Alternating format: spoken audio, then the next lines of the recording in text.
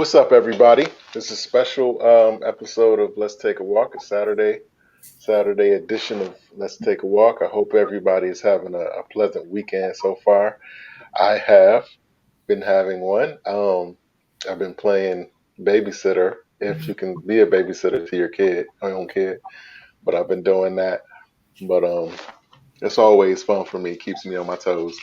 But anyway, Um, again, this is Let's Take a Walk, and I have two really interesting and amazing guests, as usual. We have Miss Amanda Lusk and Miss Tasha Givens, and we're going to sit down and we're going to talk to them about a little bit more about financial literacy. I know we've touched on that a couple times in the last few weeks, um, but we're going to kind of progress on more about and talk a little bit more about financial literacy, insurance, and the importance of just being financially savvy and healthy.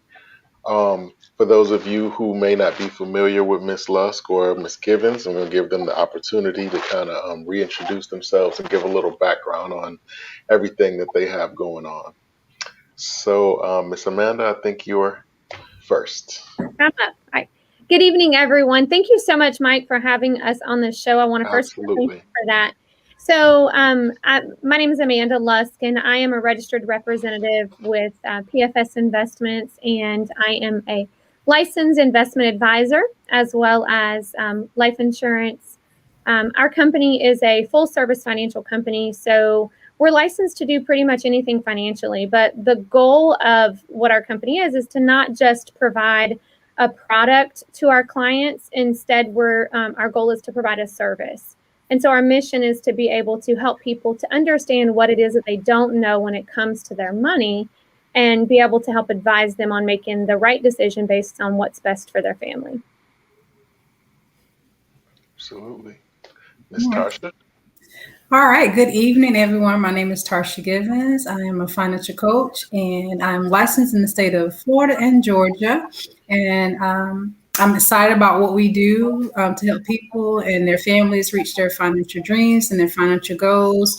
I love the fact that we come with the approach of course, educating people and, giving them options where they can make better choices by, just teaching them things that they just didn't know beforehand. And so I like the fact that we like to empower people so that they can make better decisions about their financial future.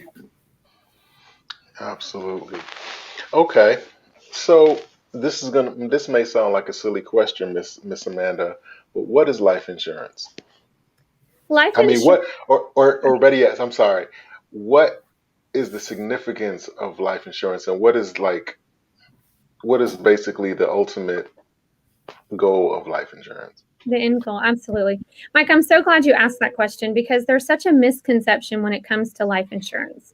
And a lot of people think that life insurance is just for burial. So people think that we need life insurance to be able to have basically burial protection, to be able to take care of those final expenses.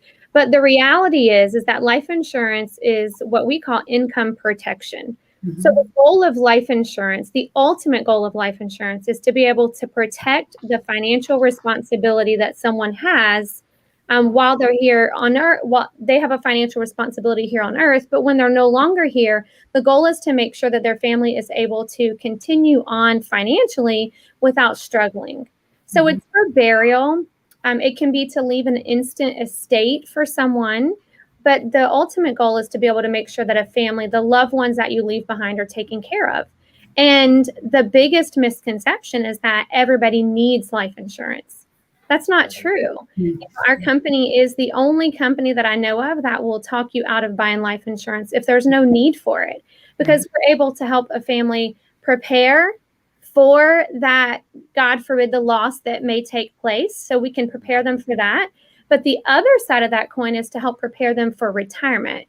So when it comes to looking at it from that perspective, if a family has financial assets in place that they can take care of that financial responsibility, take care of the burial and all of those pieces, then there's really no need for life insurance. Right. Wow. Okay. Miss Tarsha, Mhm. you said that you were a financial coach. Um, is it possible to be 100% financially stable for anyone? Is that even a thing? Is there even a such thing? Can you be perfectly financially healthy at any given point, or is it a constant tweaking and constant revising of your finances? That's a good question. I believe that you can be financially, healthy and savvy. Yeah, I believe you can reach that place, but of course, it takes education and it takes work. Because let's say I reach to where I have a certain amount of assets to where I don't have to worry about number one debt because I can pay for everything. I can pay cash for some basic things like maybe a vehicle, maybe even a mortgage. Some people can pay flat out cash for a mortgage. But the thing is, just having the freedom and the flexibility to be able to control your life, once you get to that place. And of course, the overall goal is to, be disciplined enough because, I wasn't born with a silver spoon in my mouth. So to be disciplined enough to reach that place, and then if I have disciplined myself or prepared myself or trained myself to maintain what I have, and if I've learned the tools and the skills to grow what I have, we have people that are been in this thing for a long time as far as they are financially savvy. They may have required wealth that was passed down from one generation to another generation, and they're able to keep that wealth. And not only that, but for it to grow through something as simple the rule of 72 or compounding interest. So it's definitely possible. I definitely believe it's a work. Like, I don't think once we arrive to a certain place, then we decide, well, hey, I can do whatever I want with my money. I think we still have to have, be knowledgeable about how money works and just overall have plans and goals about what you want your money to do for you long term. Amanda, you might want to add. No, that was great, Tarsha. I think what happens, Mike, is that my first career, I was an educator. So coming from an educational background, we don't teach financial literacy. I think that a lot of times as adults, we are set up for failure from day one, I would say, when it comes to the knowledge that we need to know about our finances. And so, because I taught from elementary all the way to college, and we just don't teach the things that we need to know about money. So I think once we can start to make that change and really understanding important financial concepts, and we can apply that to our lives, then over time, it just takes adjustments, right? We can begin to become debt free. We can live in a cash cycle versus a debt cycle. At that point, we're in total control, right? We live with everything, paying cash money for everything, and it takes time, Mike, and everyone listening, and it takes time, it takes discipline, but the first thing that it takes is the knowledge and the know-how on how to do it. And that's why that's what we're so rooted in making sure people understand. Yeah, that you brought up an interesting point. That was going to probably be my next question. I was going to ask, do you feel like there's enough out there? Do you feel like there's do you feel like there's an issue with the amount of information that's out there, or do you feel like there's a problem with the availability of the information that's out there? Is it being made known enough for people to be able to research and gain information? Do you feel like do you feel like there's enough information, and or do you feel like there's not enough? Like I said, paths that lead to the information. I think that there are definitely resources out there. What I think happens is that people need to know to go and look for that information. When you go looking for it, you can find it. The problem is the ease of access is not what's readily available. There are so many programs like our communities, from the state level, from the county level, city level. There are so many different programs that really help people when it comes to money, as far as lending a helping hand when they're in hard times or when people are struggling. There's so many resources when it comes to that. But a lot of those resources don't provide solutions.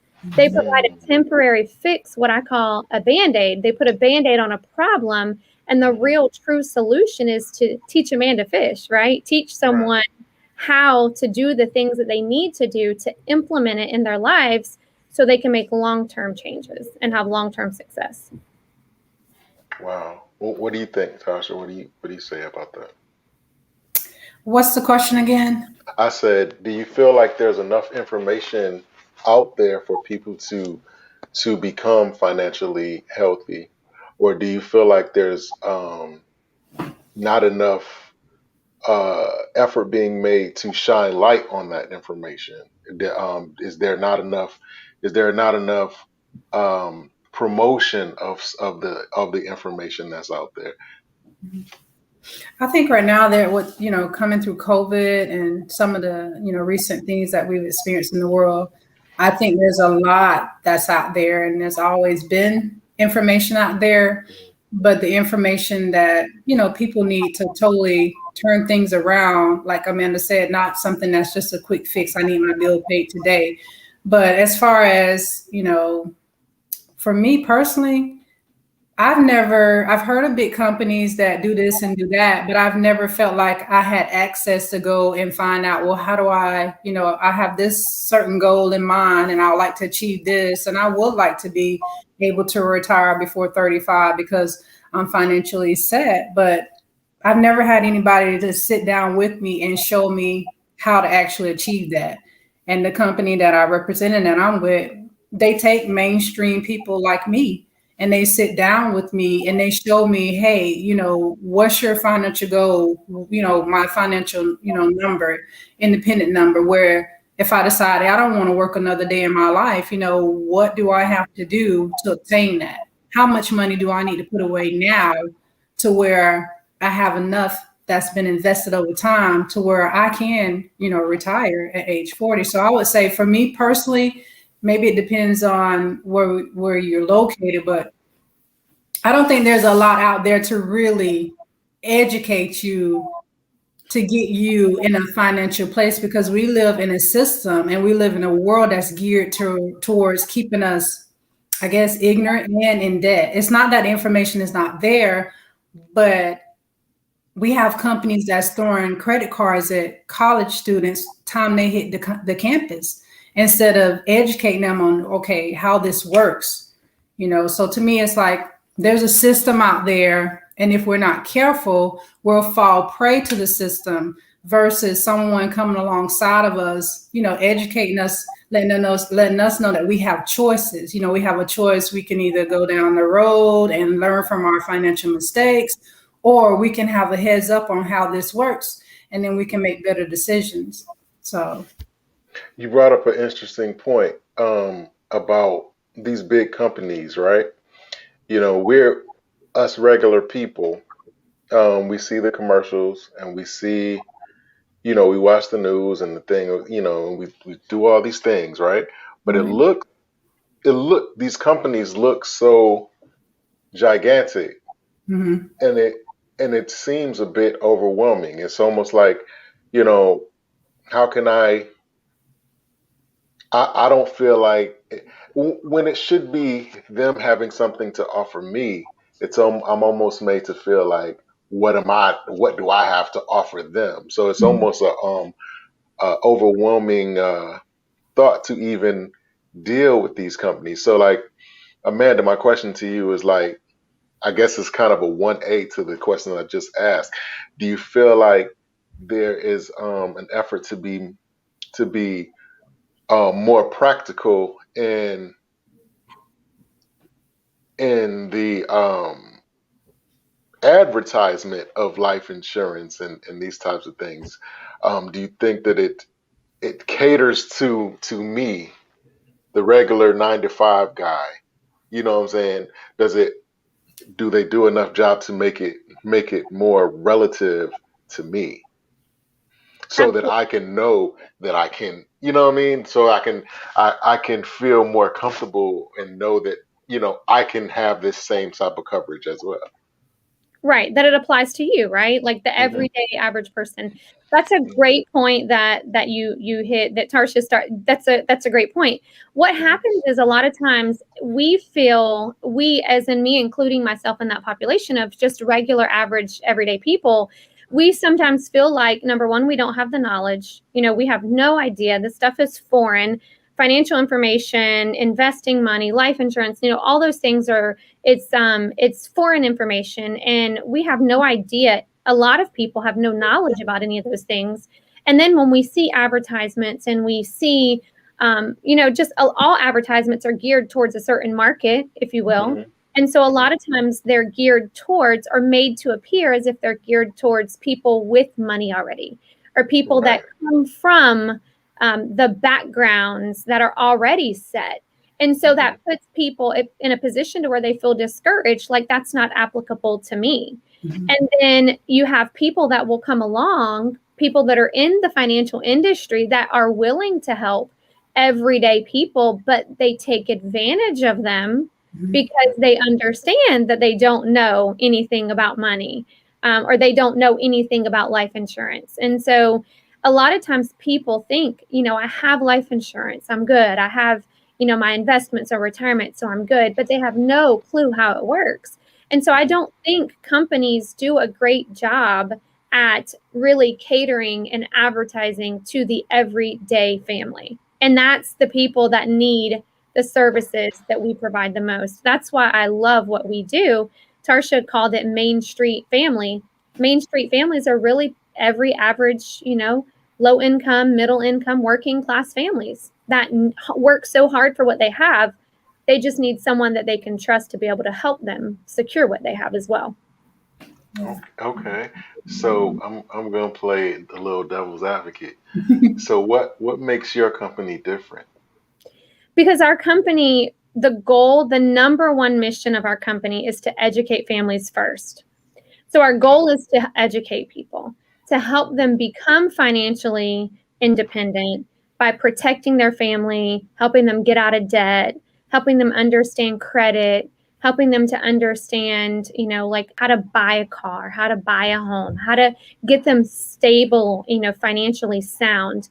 We do that through educational principles. And so ultimately, the first goal when we sit down with a family or an individual is to say, what is it that your family has? And let us help you understand what it is that your family needs. And then we can provide options. So we're a financial broker that partners with lots and lots of companies to provide many, many services.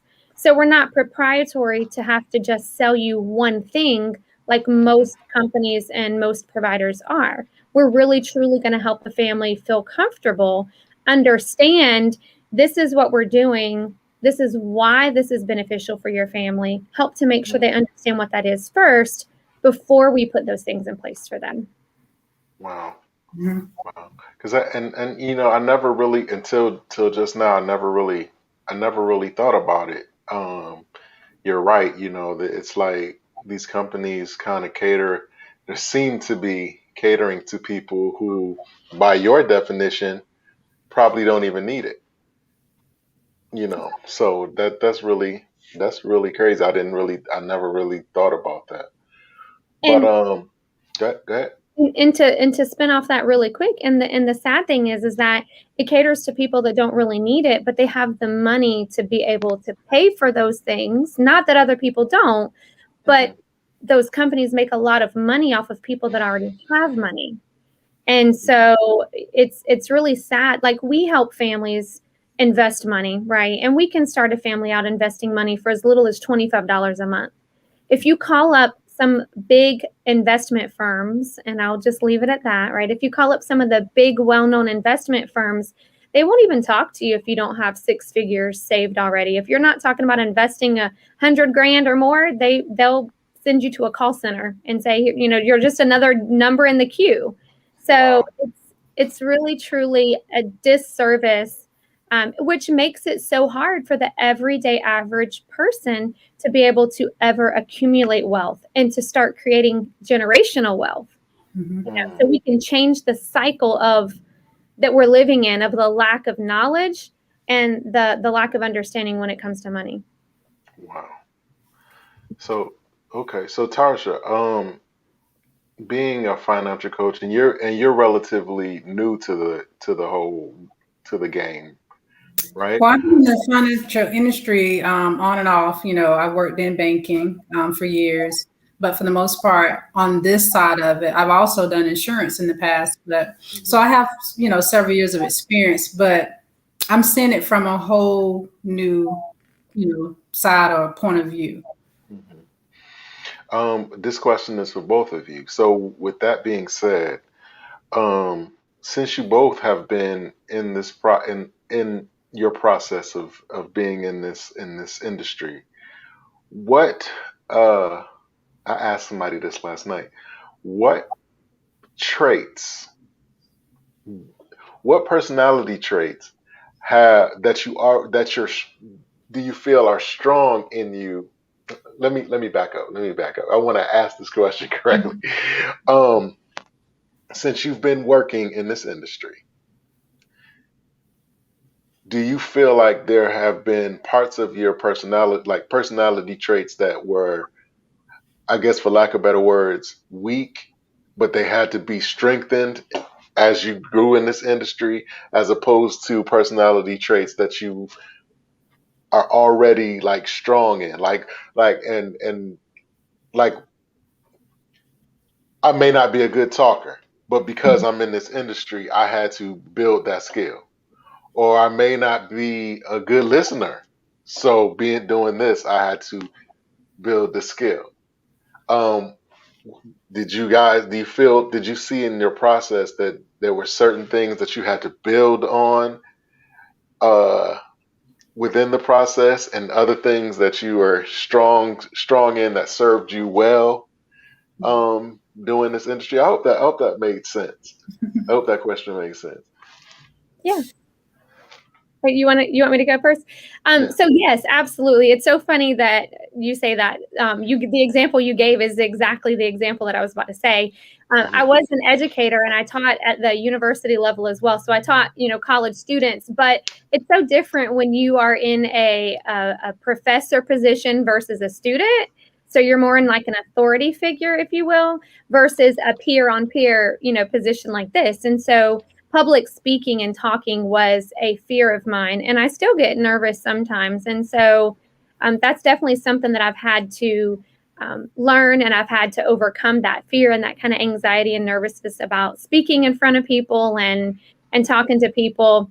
But because my love for helping people to understand like integrity, honesty, and compassion, like some of those traits that you have to have in what we do, is so much greater. The compassion that I have for people and helping, the rewarding feeling that you get, and the knowing that you did something that is going to completely and drastically change the outcome of that family's life Hmm. is so rewarding. So it's been easier to help me overcome that over time. Wow. Mhm. Yeah, I would say too, like I'm not like a person always in the forefront. I'm more so in the background.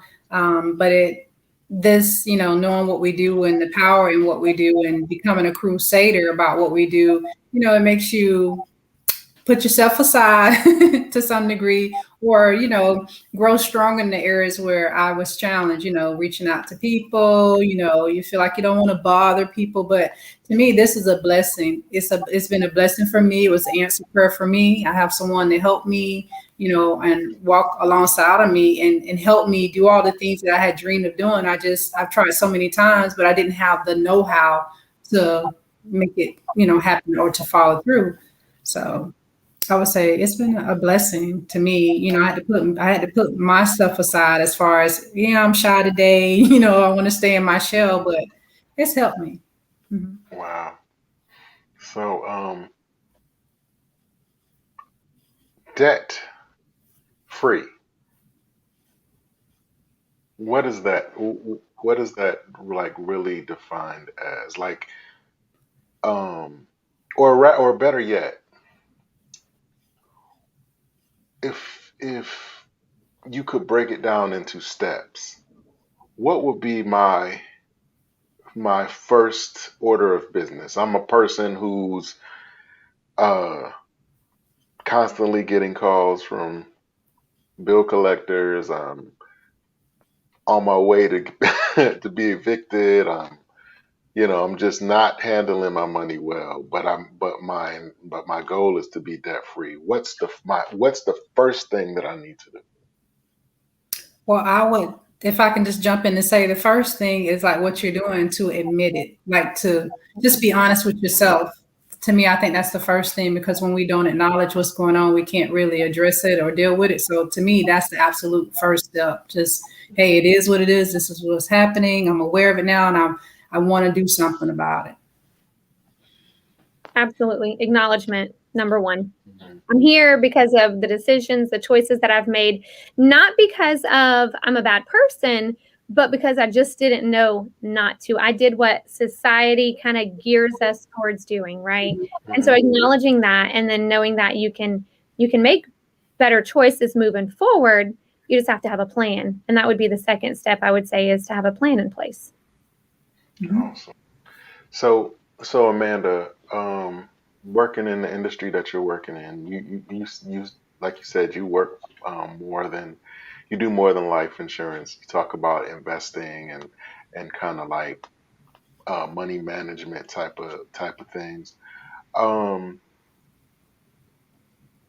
do do you slash your company discourage credit cards and having multiple credit accounts if you're trying to stay on a certain path? Do you advise against that? No, so we don't advise against credit cards or having a certain number of credit cards, anything along those lines.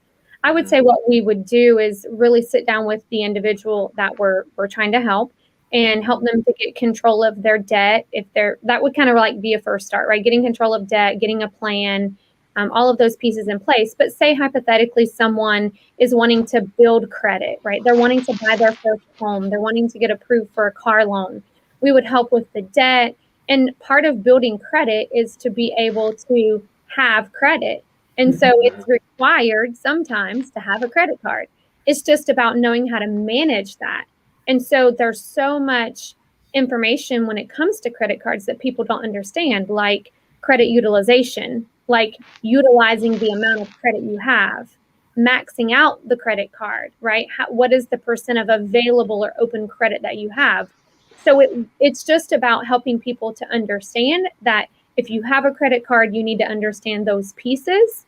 Credit Hmm. cards are there for emergencies. If you don't have an emergency account, like a short-term emergency account, then but using it for just that purpose, right? Understanding Hmm. not paying the minimum balance, not making just the minimum payment, paying more than that minimum payment. So we don't advise against credit cards at all. We just help people to understand how they can use that as a tool or a resource if it's needed for their family. Mhm. No. Yeah, because you can actually use a credit card to build your credit. If you're making your monthly payments on time, if you're paying that balance off every month, you're looking really good, to the creditors. Like, hey, this is somebody that is handling their business and they'll up your credit line. I'm not suggesting that you always accept all of that, but the point of the matter is it can work out for your good. But a lot of times we just, we haven't been taught how a credit card works on the flip side as far as in our favor versus, oh, debt, debt, debt. Because some people use their credit cards to do their purchasing. Like instead of using their checking account, they use their credit card. They may purchase their groceries or whatever their expenses are just to have, all that in one place. And then they write a check and pay it off every month. So Hmm. that would be a person that's building credit, that's establishing a great credit history, and having that score up there where it needs to be to have a favorable, interest rate when it comes down to a mortgage. All that can save you money in the long run. Right. Wow. So with everything that's been going on with the pandemic and just everything that's been going on in this past, I would say, let's just go ahead and say the last 2 years. Um, have you found that has changed the kind of the sensibilities that people have when when they do come to you for specific things like life insurance, like investments, like debt, debt, maintenance and those things. Do you feel that people are coming to you differently than they did prior to? Absolutely, because what happened with the pandemic and the things that have taken place in the last 2 years, people have really truly understood the huge need for knowing what's going on. And when it comes to their 401ks, when it comes to their IRAs, making sure they have the proper protection because everyone was in a COVID scare. And if you didn't have insurance in place, then, and something happened, you could be left, in a bad position. So there's unfortunately, Mike, because we've not been educated about all of the things that we're talking about, we don't really prepare a lot of times for those things in advance. It takes a drastic life event or a drastic life change for people to really see the significance. And I think that's what COVID, the last 2 years has really done, is it's helped people to see a significance in, oh my goodness, I need to have income protection. Wow, I need to know what's going on with my investments. I need to know, do I need to leave it there? Do I need to pull it out? Do I put more money in? I need to get on grip of this spending because now I'm in debt and because I've used the credit cards because I've lost my job, all of those things. So I think that if we, in a perfect world, which we know nothing's perfect, right? But in an ideal situation, people that had the knowledge prior to the drastic life changes that have taken place the last couple years, if people had the knowledge of having an emergency savings account, preparing financially for an emergency or a devastation, having those things in place that they needed to have in place, then a lot of people would have been in a much better financial position during the last 2 years than they were placed in, just because they simply didn't know any better and weren't prepared. Yeah. Wow. So how have you changed? You mean personally or? Yeah. Personally, a lot has changed, in my business. I've been able to help a lot more families and individuals. I've been able to expand out, one of the great things during the times that it requires us to adapt and change all of the time, right? Everything does. And so we've been able to adapt our business to be able to reach more people in more places due to technology.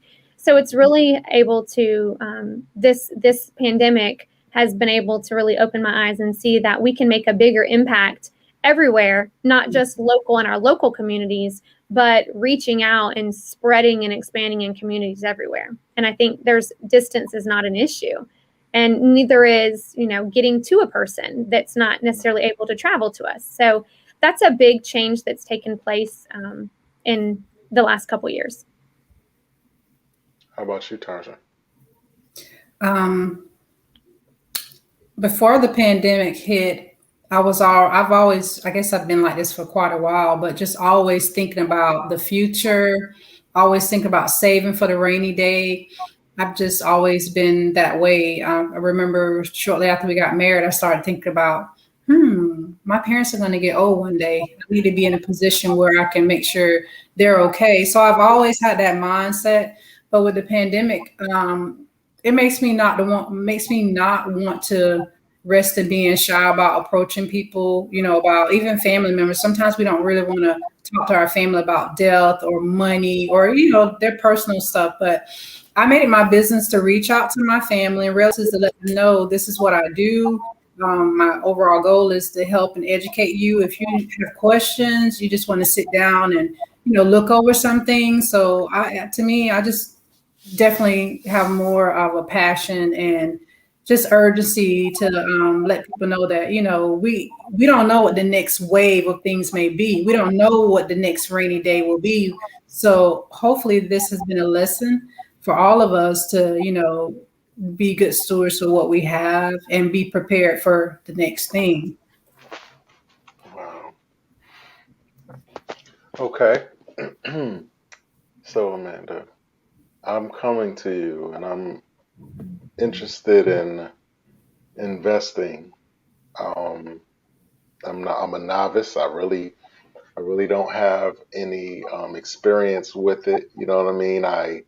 I see other people do it, but I really don't have a knowledge of the workings of it.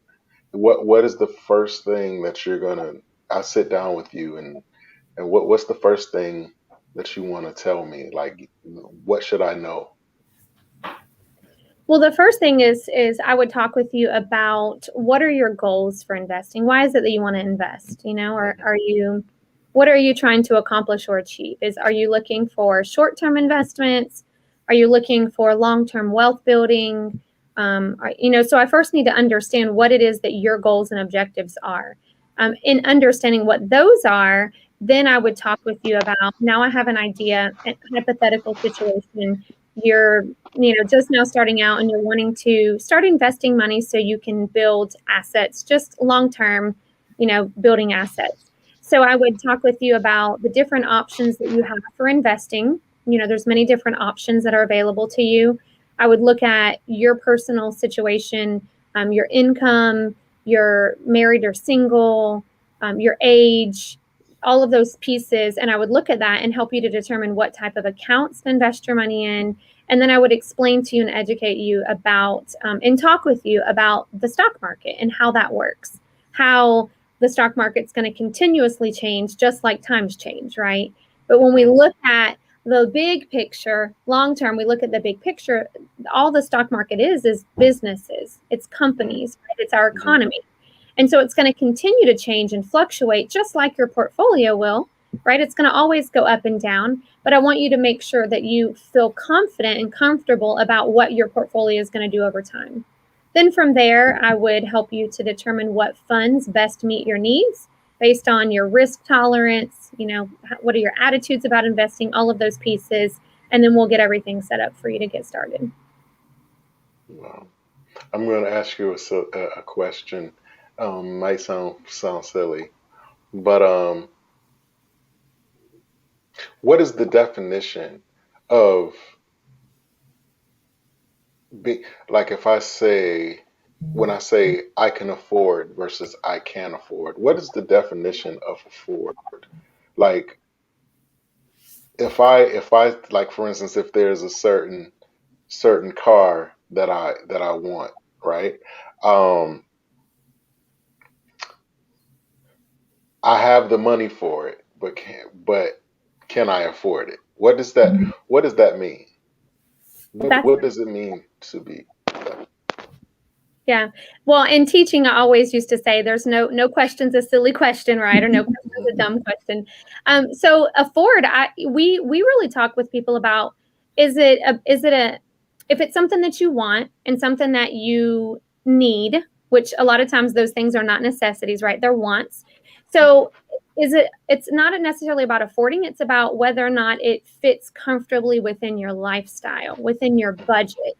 And so that's a big thing that we haven't really talked about yet is budgeting. We would really sit down and look at your budget, and we have to weigh it out. I'm going to take Tarsha's verbiage right here because Tarsha uses this verbiage all the time. Is microwave. We're in a microwave society, and Mhm. so I might want, or you might want that really nice shiny car. That yes, Mike, in your budget you can afford to make that payment. It's $600 a month. You can pay $600 a month. If there's nothing else in your budget, if there's nothing else in your financial needs or your family needs, that it will be sacrificed, to make that payment. If your living won't change, if nothing's restricted, nothing else will change, and your lifestyle won't have to change, then you can afford, right? Then it fits in your budget. But if you're going to have to restrict things, if you're going to have to not pay this to pay that, kind of rob Peter to pay Paul, like Right. not pay this month because I got to pay this and be late on everything, well, then it's a matter of, it might be a want that you can plan for later on down the line, but Mhm. let's not microwave that. Let's plan for it. Let's start budgeting it out. Let's start making sure that we can add that into your lifestyle at some point, but not something that you need necessarily right now. Now, not Right. everybody takes that advice, but Right. that's, Mhm. you know, what I would Yeah, say. I ask that because sometimes I think that's something that we kind of misconstrue sometimes. Like the fact that I have the money to pay for a thing, um, m- people believe that because they have the money for a thing that they can afford it. Mhm. And I think that sometimes we kind of the water gets kind of murky when it comes, particularly when it's something that we really Wow. want or have wanted for, maybe it's something that you've wanted for a long time, and you just suddenly came into a windfall of money. Like maybe you got your stimulus, you know what I'm saying? You never really had that much money at one time, and now you have the money in hand to buy this thing, but can you really afford it? I think that's an issue that we, like I said, we just really need to know the definition, the common definition of these things, so that we can make more wise and sound decisions going forward as far as budgeting, Yeah. stuff like that. You said budgeting. Let's talk about budgeting, Miss Amanda. Um, have you? How much of a counselor do you have to be? Like, do you? I know I can imagine that when you're sitting down with people and you're trying to get their budgets together and da da da, you're not only being a financial consultant, but you're also at some point being a psychologist or a psychiatrist. I mean, like, can you speak to that? Absolutely. That's so, we're jokingly about it, right? But no, Hmm. definitely. So a lot of times people don't want to sacrifice certain things. And Mhm. I'm gonna tread lightly on this one, okay, Mike, because Okay. it's nothing personal. It's nothing personal, or not a stab at anybody. But the Hmm. reality is this: a lot of people live way far above their means, Hmm. and a Mhm. lot of people pay for the things that they want, that look good, that satisfy their desires, whatever those things are, right? Hmm. First, before they take care of their responsibilities. It Right. is what it is. Right. And they will then they'll be late on bills and have to borrow money and do all these different things, but then have all these other things that they didn't need, right? So Mhm. it's about talking to people about priorities. And yes, I do have to kind of, like I would say, for example, Mike, listen, I understand. And I'm just going to make this up hypothetically. I Hmm. understand that you love to go to, you love to go shopping every month. Okay, whatever. You love to go shopping every month, and you love to spend all this money at the mall, or you love to go to golfing or spend all this money, whatever it is that you do. I understand that, Mike, but the ultimate goal is to help you become debt free, right? The ultimate goal is to help you be able to get approved for that house that you want. There's Hmm. no way that you can do that if you're not willing to sacrifice and restrict those things first.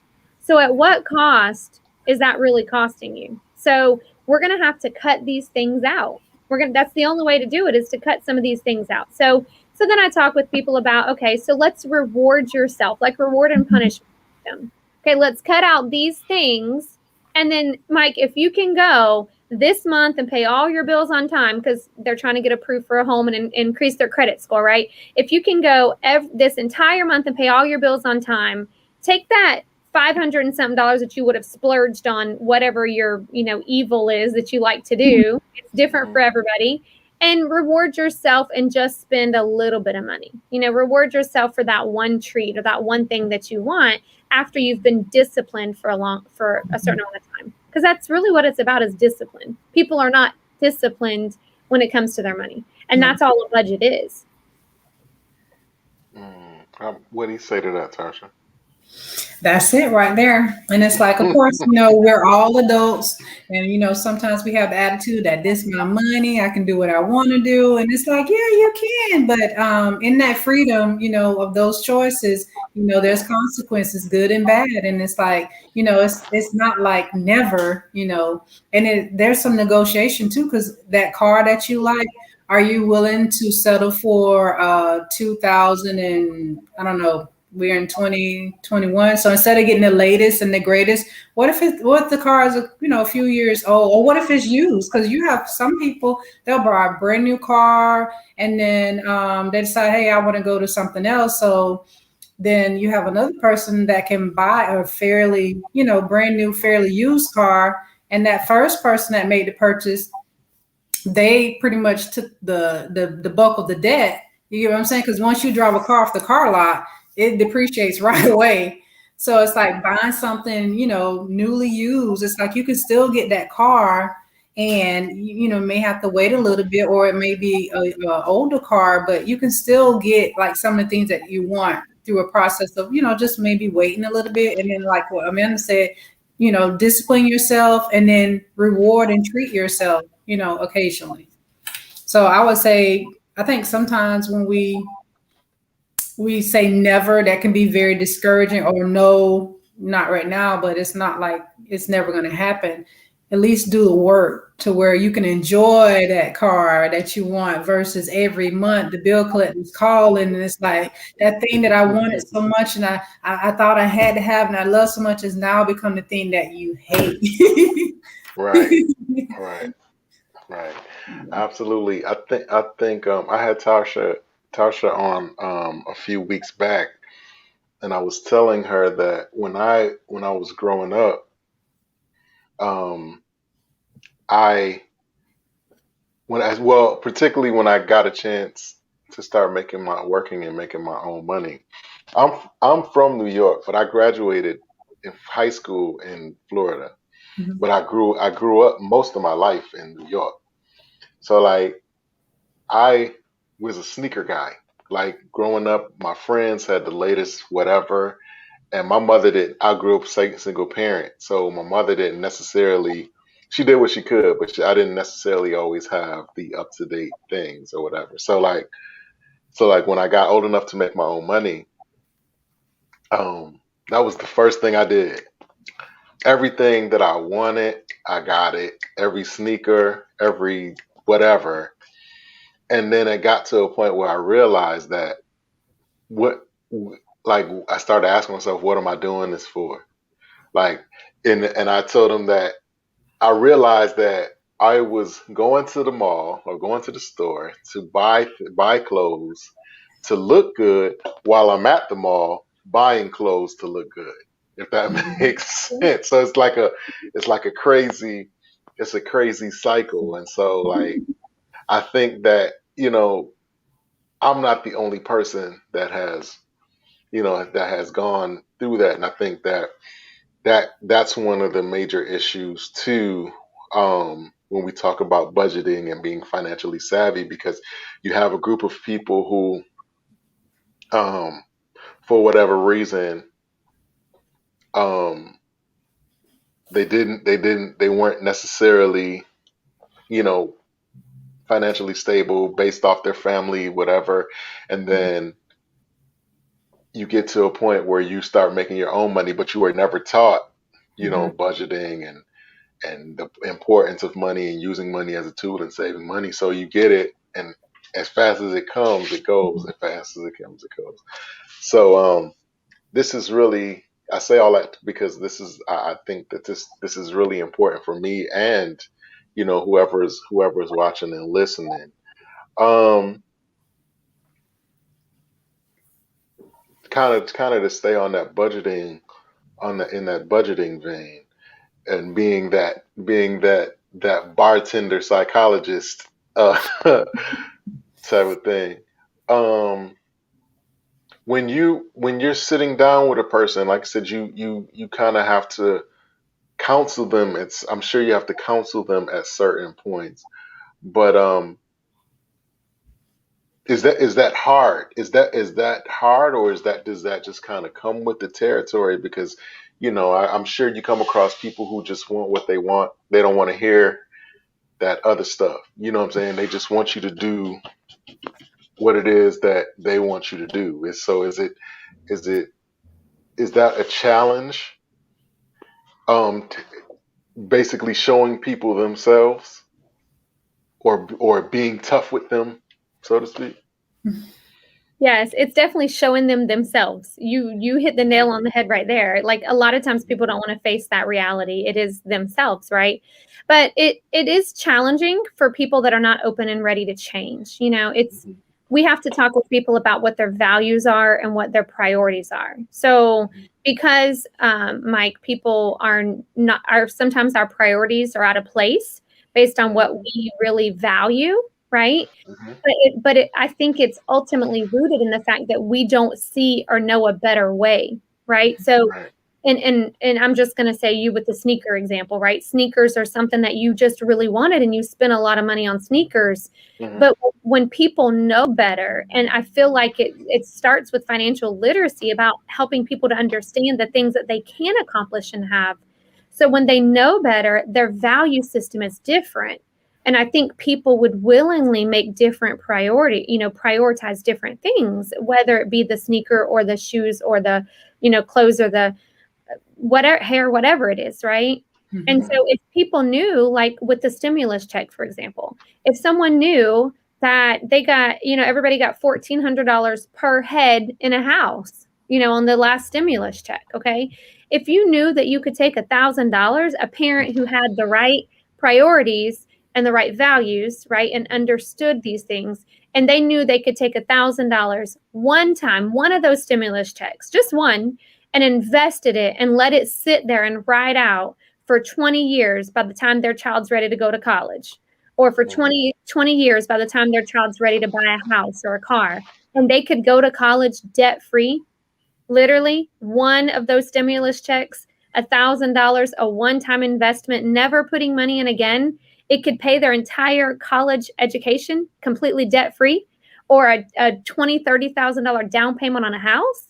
That's the kind of conversations that we have to have with people. So that's what has to change for people to be able to want to embrace that change. So yes, your initial question, yeah, it's difficult. But I have hope. I'm very optimistic in that if we can talk with people and show them a different way, then they would prioritize different things. And then it wouldn't be such a journey or such a challenge. I think so many people lose hope or lose sight because of the environments that they're in, because they see and they feel like that's all they're ever going to be able to do. So what's the point of doing anything different? Just go with the flow. Wow. That's true. Wow. That is, you said a mouthful right there. Um, it can be, I guess it can be a struggle no matter where you are. But just being in the South, do you think that the sensibilities are different even in, like, do you think that depending on what region you live in, does it make a difference when it comes to um is there, in other words, is there a single formula that you can employ with people in terms of debt maintenance and wealth building and just overall budgeting? Do you find um that maybe other regions have, maybe better in other regions or more difficult in other regions? Or I hope I'm asking that correctly.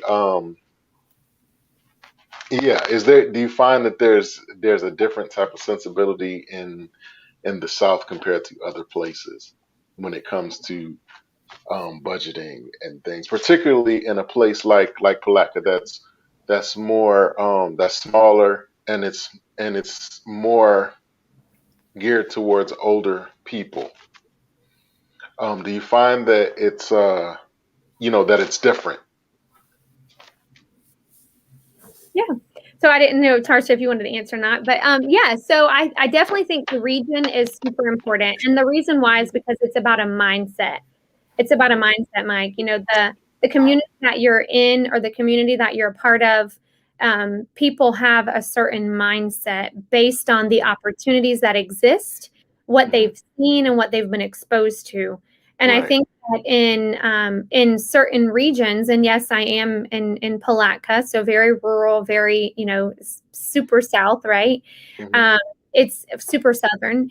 I think that the mindset has to change, and it's not just in Palatka. The mindset has to change in a lot of places. But When you move into other areas or bigger cities where there's bigger opportunities and there's forward thinking, people that are doing different things and they have other opportunities to explore, advancements, and all those different things, it becomes a way of life, and so and the reality is people are just accustomed to the way of life that they're used to. And if you never get out of that kind of fishbowl that you live in and you're never exposed to other things, you learn to just conform to what you're always used to. So regions definitely, because of the mindset, it can be more challenging in some locations versus in other locations because of that. Absolutely. Okay. What do you say, Tarsha? I agree with that because if we haven't been exposed to something new, then most times we will never know about it unless we see it on TV, things of that nature. And I also think that it all boils down to a mindset. So it's like if I live up north or if I live down south, it still has to do with my overall mindset when it comes down to money. Maybe the way I see my parents with money, I think that definitely, being a product of your environment can have an influence on, what we think and believe about money now. So, yeah. What are some resources? What are some, I guess, online resources I I can refer to find out just to find out general information about budgeting? Do you, because we talked earlier about the access versus the amount of information that's out there. Where can I start to do my research? Where do I look? That's a great question. Of course, that's what Tarsha and I do. So one of the ways you can find out information is at one of our websites. It has so much information, not necessarily company focused. So if you just even take away the company perspective, our website is completely full of financial calculators, financial resources, budgeting, planning tips, you name it. So there's such a plethora of resources there on our website. But you could also, depending on exactly what you're looking for, of course, nowadays you have to be careful because Google will tell you everything, and sometimes it's not always accurate. So you have to be careful. But if you're looking for budgeting, I would, you could go to budgeting worksheets or budgeting resources.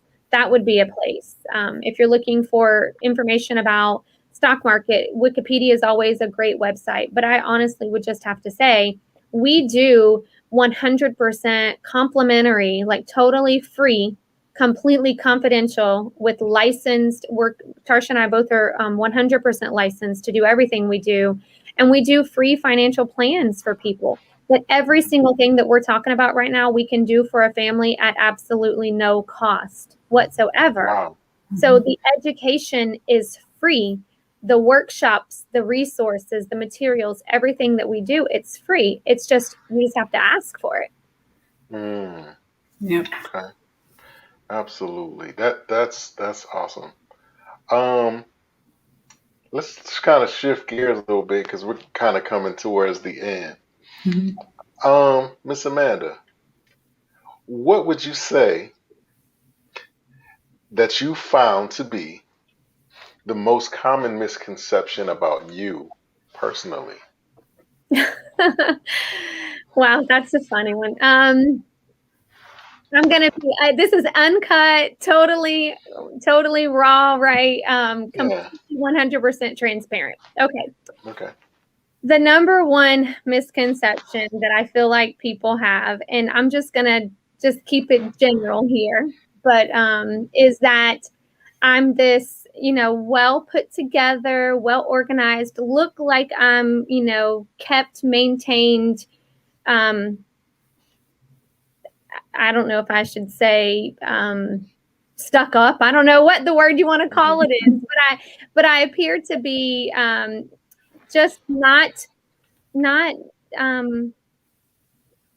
I don't know the verbiage that I'm looking for, but that unbothered.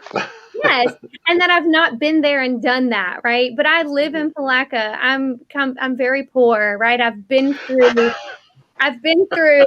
I lived very poor. I grew up in a 2-bedroom trailer with 4 kids in one bedroom. I've been on welfare. I've been homeless. I've gone through foreclosures. I've been on unemployment. I've been on all of those things. And as far as my life story, which I won't really go into here, but I'll say that I'm blessed to be alive today because of the things that I've been through in my life. And so I think that that's probably the biggest misconception, is that people look at me today, in the position that I'm in, and they think, oh, well, it's so great. You're this, pretty little lady that thinks she has everything all put together, not knowing that I've been every single thing that I'm talking, I've walked it, so that's probably the biggest misconception. And you know what?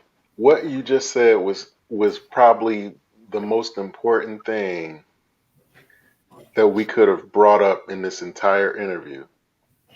Because being able to say, "Hey, I've gone through foreclosure, I've been poor, I've done this," I think that's and not just what you do, but in any type of industry where you're dealing with people in that way, it's important to be able to relate to them Right. on a certain level. If you haven't been there, it's hard to tell you about it. You know what I'm saying? If I've never been to Paris, it would be hard for me to tell you about it. You know what I mean? And so I think that what you just said was probably, for me, the most important bit of information in this entire interview. And because I think that, kind of in a vacuum, that doesn't happen enough in our society. We don't share enough. So those misconceptions, it sets the stage for those misconceptions to be had. Right. You know what I'm saying? So that's really awesome. Tarsha, what would you say? I know I've asked you that before in the other interview. I'm gonna I ask you think again, man. I think people think I'm always super serious, but I'm really a big goofball. A lot of the times I like to joke around. I like to laugh. Me and my kids, we dance around. We play hide and seek in the house. I mean, we do some really silly stuff. And it's like, people may see me on the outside and they think, oh, well, so just Christian, people sort of put you like in a box or a category and they just think, okay, that's her, and it's like, I am a Christian and we have lots of fun. And it's like, people think your life is over because, you made certain choices, but I made mistakes. When 2008 hit and the economy crash, I remember being so broke, we couldn't even buy our kids school clothes. We had 2 at the time. And it's like, we were very broke. Credit cards were on the verge of being maxed out and we were just trying to make it. And by the grace of God, we made it. But I can tell you that was a hard time. And it's like from that lesson of 2008, I knew, we only had 2 children at the time. And they didn't know, they were very young. But to be able to look my kids in the eye and going through COVID, praise God, we were not affected as far as I was still able to work. My husband was still able to work. So we didn't miss anything. But as having more kids now, we have 5, and I'm thinking, had we not started doing things differently, not that it was perfect, we still make some, mistakes. But the whole point is I wouldn't want to be the one looking at my 5 kids in the eye, basically being accountable to them and saying, well, I mismanaged money. We don't have food right now because basically I put money in places it shouldn't have went. Versus, saving and preparing. And it's like, I feel like I've learned the lesson learned something from 2008 to where I would want to be in a better position. And I felt like, I can't say we was 100% prepared for COVID, but we were definitely blessed to where we didn't lose jobs. We were able to still buy groceries and pay our bills. And, it was just a blessing. And to me to see people going through what they were going through. And it's like, I've been there. And it's like, I just thank God, but I don't have it all together now. I'm still a work in progress. We all are. I was just gonna say that. I believe that again, this is like, to me, this is like the meat of the interview right here. I think that this is what makes you guys. I was going to ask you what makes you effective, but I don't need to ask you that. This is what makes you effective, because especially nowadays, people can tell, if when you're full of it and when you're not. They can tell when you're reading off a script. They can tell when you're trying to sell them something. You know what I mean? And so, but when you have the experience, when you have when you're able to relate, like we said, you have the practical experience to say, hey, I went through this. This is not the way to go. So this is why I do what I do. That's really what it boils down to. So at that point, I'm willing to hear whatever you're trying to, you're trying to sell me, whether I've been through what you've been through or not. You know what I'm saying? If I, on one end, I might be able to relate because I've been through it, but then on the other hand, I may not have been through it, but because you told me that, I don't want to go through that. You know what I'm saying? So, you giving me a leg up. Exactly. So, uh, Miss Amanda, this is a question that I ask all my guests. I'm going to I'm going to ask it and give you the opportunity to think about it for a second, and then you just give me the most honest and transparent answer that you can. Again, I've asked Tarsha this before in a prior interview. I'm gonna ask her again to see if her answer changed. I'm gonna check the tape and see if her answer changes. But I'm gonna ask you this question. Um, what would have to happen in your life, if it hasn't happened already, for you to consider your life, your life, a success? What does success look like for you? That's a loaded question. Okay, so I'm a single mom with 4 kids, and again, just for the purpose of privacy, we'll just say that I've been through a lot in my journey with my children's dad, right? And so success for me would be to share the journey that I have with other people through what I do in my business financially, through what I do touching women and single moms and survivors and things like that, and helping them to be able to overcome whatever challenges that they face, and knowing that you could be at the bottom on the brink of life or death, on the brink of anything. And no matter what, if you have the faith and you have the desire, you can overcome anything. And so I think that success for me would be able to touch as many people's lives as I can, and through that. And then to be able to take all the things that I've experienced in my life and to be able to help my children appreciate that and understand that struggle and that journey, but then to be able to provide them with with better opportunities that I didn't have. So I would say that's it. Awesome answer.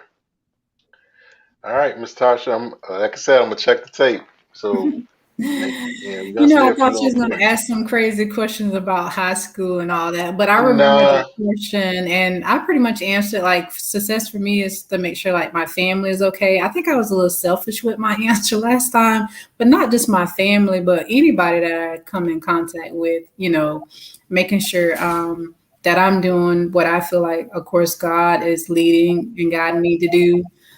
Whether that's sharing, my testimony, encouraging someone, just being available and not, thinking about this life all about me, me, but just really having the heart of just serving people and just going all out, jumping in. Sometimes I think I'm slow sometimes to maybe dive all the way in because I don't want to get hurt, things of that nature. But it's like ultimately, I have to remember that, I have to crucify this flesh and be about my Father's business. And even with the financial services that we offer and what we do, is like, I know that financials is one of, like communication and financials are like some of the top things that causes divorces and marriages and things of that nature. So I'm like, if I can take what I've learned and help another maybe young couple or whomever who is open to knowing that, hey, there's a better way, there's if you're open to listening, I can show you, a better way or give just advice. So I guess to answer that question, just to live out my life's purpose, to know that I've done everything I could possibly do, to do my part. Okay. What does being female in this industry, is that a factor? Do you find that it's a factor? And this question is for both of you. Do you find that it's a factor in how you're able to in how you're able to engage people or their willingness to engage back? Well, I think from what I understand and I've learned more about this overall industry, it's mainly been a white male dominated industry. And it's like, we're living in different times now. A lot of times you have women that are, they might be the breadwinner, different circumstances than, many years ago. So to me, I talk to everybody. I try to talk to everybody in my, of course, my family, friends, warm market, and I just reach out. But I think sometimes maybe women might be able to relate to another woman more so, or may feel more comfortable. We do I like to talk with both husband and wife as possible when we meet, but And I think because women take on a lot of the family roles, if you look at in households, there's either going to be, there could be a single mom that's running, the entire household, or there could be a wife or a partner that is running the household. And in the male role, they're taking care of a lot of financial responsibilities, or, that could be reversed because we have so many non-traditional roles today. But I think that because, like Tarsha mentioned, a lot of times people think in the financial world that males are traditionally been financial advisors, and they've traditionally been the ones that ran everything financially. I think that because we're women, we can relate a lot to women. And a lot of times it's the women today or the grandmothers today, the matriarchs of the family today that are helping kind of take care of that major, the glue in the household, I think. So it just, with us being women, we're more relatable. But again, like Tarsha said, our goal is not to necessarily gear target to just women. It's pretty much a family unit, right? But I think that being a woman helps us be a lot more relatable and empowering other women to know that they can do those things that they want to accomplish as well. That is super awesome. That was just like a late question that kind of came up in my mind. Um, so I want to thank you guys for coming on the platform. And I know that we only scratched the surface. We barely even scratched the surface of this whole subject. So I want to reserve the right to have you guys back on again very soon. Um, if somebody wanted to get financial advice or whatever, about budgeting, investing, whatever, how would they be able to get in touch with you? So we could be both found on Facebook. We could give our phone numbers if somebody wanted to give us a call, or if there was a way to leave like our email or our phone number in the chat, in a chat box or something, we could do that. Or we could just give it out loud verbally. Either way. Absolutely. Please do if you can put it, put all your. Yes. How about you, Miss Tasha? same thing. They can contact me. I can give my number out. It's 386-538-1326. If they're in another part of the United States, we can meet on Zoom, and I can send them the Zoom link to meet up. So we're able to meet in the U.S., Puerto Rico, Guam, and Canada. So Wow. Okay. Wow. That's through Zoom, interesting. of course. All right. Again, I want to thank you guys for coming on. Do you have any final parting words that you want to leave with the public? I guess for me, I want people to just broaden their horizons or open up their minds and know that what we provide is so much more than just life insurance. That's just a small piece of a big puzzle. And basically, I understand sometimes people don't want to talk about their money and their financial situations, but we have to start somewhere. And like I said, starting with just admitting and being open about what's going on, there is hope. Things can turn around, but we have to be willing to take that first step and just, sit down with someone that they trust that's gonna, of course, do right by them. Because in this industry, everyone has to be careful. You want someone that's trying to help you accomplish your personal dreams, your financial goals, not someone that's just trying to sell you something to make money. And I like the fact that our company really does what's right for people. It was founded on that principle. We do what's right for families. We're not in here trying to, have more knowledge than you. We're sharing what we've learned so that each family or each person, husband and wife, whomever, can sit down and they can make better sound decisions because they know more now. Okay. Yeah. And I want to thank you, Mike. I would say platforms like this, positions that you're doing, the things that you're doing and being able to have these tough conversations on such a global platform like the live chats and the live feeds that you do, the podcast that you do. I want to commend you that's the way that you get information out, right? Thank you. And so I would say that if you're willing to learn, if you have a desire to do something, the knowledge and information's out there, even if you're not given it, which we talked about the fact that our communities and our school systems and everything, they don't provide this information, right? But if you have a desire to do something, to make a change, then the information and the knowledge is out there. It's just up to you to go and seek it out. Mm-hmm. And so I would definitely say that we have to learn to do something different if we want different results. Mm-hmm. And that is the biggest thing. And that starts with us. And it starts with us making different decisions one step at a time. Yeah. Absolutely. Wow. Well, again, I thank you guys for coming on. I really appreciate it. And like I said, I look forward to having you guys on again in the near future. You guys have an awesome weekend and enjoy your Memorial Day and all of that. And I pray blessings over everything over your families and every movement that you guys have and everything that you endeavor to do going forward. It's awesome. I think that making the decision to serve people in this way is very courageous, very brave. You know what I mean? Because you're literally taking people's life in your hands. You know what I mean? And so that's very, that can be very, that's big, and it can be very risky at certain points. And so my hat goes off to you. Thank you.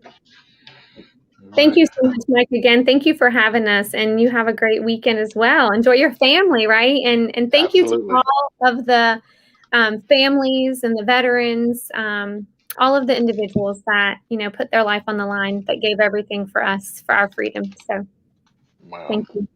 Absolutely. Absolutely. You have an awesome night and an awesome rest of the weekend.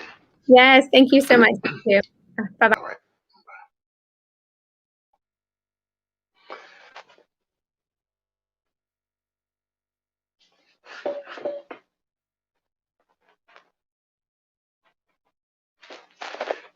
Was you with the I'm sorry about this. My computer started saying about something about my connection, so I guess I got dropped off some kind of way. But I just want to say thanks, of course, for what you do, and I see this definitely as a ministry for you. Absolutely. And been a blessing to so many people. Well, I appreciate that. Thank you so much, so much. You have an awesome weekend and an awesome Memorial Day and every day after that. You too. All right. Until next time. Okay. All right. There you have it. Another awesome interview. Financial literacy, what can I say about that? We all need to be literate. All need to know, you know, what we can do with our money and how to effectively and responsibly use our money, um, and how to make it work for us even while we're sleeping, to provide resource not only for ourselves but for our children and our children's children and so on and so forth. So, I always look forward to these types of these informative interviews because I learn too, and I hope that you did too. And I want to thank everybody that saw fit to come on to the platform and check out this interview. And if you came on late, you can check it out, later on the on my page or on Amanda's or Tarsha's page, or you can check it out on YouTube. Let's Take a Walk featuring Amanda Lusk, Lusk. Um, and that's about it, man. Um, I will be on. I won't be on next. I'll be on next Saturday. We'll be talking to Miss Shakita Massey. We're going to talk to her. She's an author. She's also an attorney. So we're gonna talk about a few things with her. Look forward to that. But that'll be on Saturday at 6 p.m. So with that being said, I'll see y'all next weekend, and y'all take care and enjoy your holiday. All right, let's take a walk.